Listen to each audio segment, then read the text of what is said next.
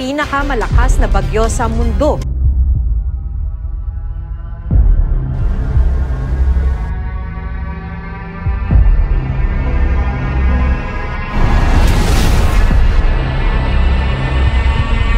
Napapansin mo ba na ang init ng panahon ngayon ay sobra-sobra?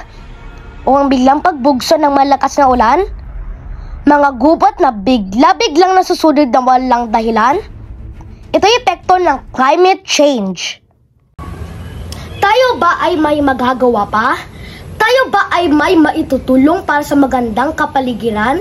Bawat isa sa atin ay meron pang magagawa upang alagaan at ipakita ang pagmamahal sa ating kapaligiran. Tayo ay may nakapanayam ng iba't ibang antas ng tao sa ating bayan at pakinggan natin ang kanilang pananaw at adhikain. Bilang isang mag-aaral, paano mo maipapakita ang pag-aalaga mo sa kalikasan? Bilang isang mag-aaral, may papakita ko ang pag-aalaga ko sa ating kapaligiran sa pamamagitan ng pagtatapon sa tamang basurahan at pagtatanim ng puno. Sa paraan ng pagtatanim ng puno at hindi pagtapon ng basura kung saan-saan. Bilang advice ng SPG, ano po ang mga proyekto ng SPG para sa kalikasan?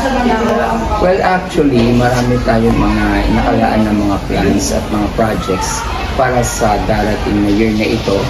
Same thing na ginawa natin nitong year na kasalukuyan. But some of those na para sa kalikasan ay tulad ng pagmamahal sa halaman, pag-aalaga sa kalikasan ng mga tree planting na hindi natin ituloy pero plan na ituloy yung year na to. Ang SO o tinatawag natin Youth for Environment Schools, ito ay may advokasya para magbigay ng alaman sa mga kabataan ng kahalagahan ng ating kalikasan. Una nito ang mga tamang pagtatapon ng basura, tamang paghiwa-hiwalay ng mga basura, kahit ito man ay gawain sa school, ganun din magagamit nila sa kanilang mga tahanan.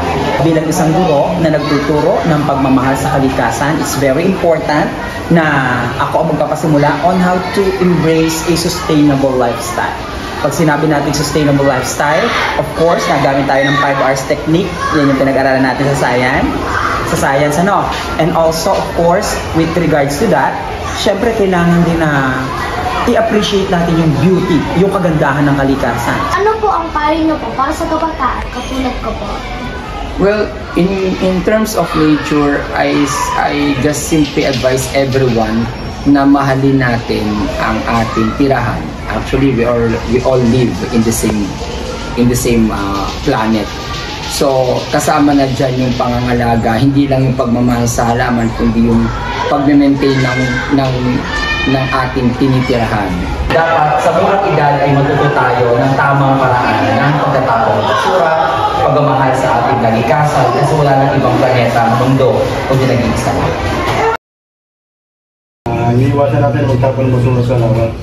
Iwasan magtapon ng mga basura, linisan ng mga paligid ng lawa.